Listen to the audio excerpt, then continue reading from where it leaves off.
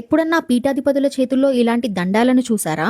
కొంతమంది ఒక కర్రనే దండంగా పట్టుకుంటే ఇంకొంతమంది 2 కర్రలను కలిపి ఒక దండంగా పట్టుకుంటారు. మరికొంతమంది 3 కర్రలను కలిపి ఒక దండంగా పట్టుకుంటారు.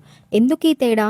ఇది వాళ్ళు ఫాలో అయ్యే సిద్ధాంతాన్ని బట్టి ఉంటుంది. ఆ సిద్ధాంతాలే అద్వైతం, ద్వైతం, విశిష్ట అద్వైతం. మొదటిగా అద్వైత సిద్ధాంతం. దీన్ని స్థాపించింది ఆదిశంకరాచార్యులు. వీళ్ళు ఏకదండాన్ని పాటిస్తారు. దేవుడు జీవుడు ఒకటేనని, ఈ జన్మలో చేసుకున్న కర్మ ఫలితాన్ని, పుణ్యాన్ని ఈ జన్మలోనే అనుభవిస్తామని నమ్ముతూ ఒక్క దండాన్ని పట్టుకుంటారు. అహం బ్రహ్మాస్మి అనే దాన్ని మోక్ష మార్గంగా నమ్ముతారు. రెండవది ద్వైత సిద్ధాంతం. ఇందులో దేవుడు జీవుడు వేర్వేరని, దేవుడికి జీవుడు సేవకుడని, భక్తి మార్గంలో నడిస్తే దేవుడిలో ఐక్యమవుతాడని నమ్ముతారు. దీనిని స్థాపించింది మాధవాచార్యులు. జీవుడు తన పాపపుణ్యాలను ఈ జన్మలో కాకుండా చనిపోయాక స్వర్గంలో నరకంలో అనుభవిస్తారని నమ్ముతారు. మూడవది విశిష్ట అద్వైతం, అంటే అద్వైతంలోనే ప్రత్యేకమైనది అని. దీన్ని స్థాపించింది రామానుజాచార్యులు. దేవుడు ఒక్కడే, కానీ జీవుడు మాత్రం దేవుడు నుంచి వచ్చిన భాగాలు అని నమ్ముతారు. ఈ సమస్త ప్రపంచం దేవుని ఆత్మ అయితే శరీరం ప్రకృతిని సూచిస్తుంది, అలాగే అందులోని భాగాలు జీవాత్మని సూచిస్తాయి అని నమ్ముతారు.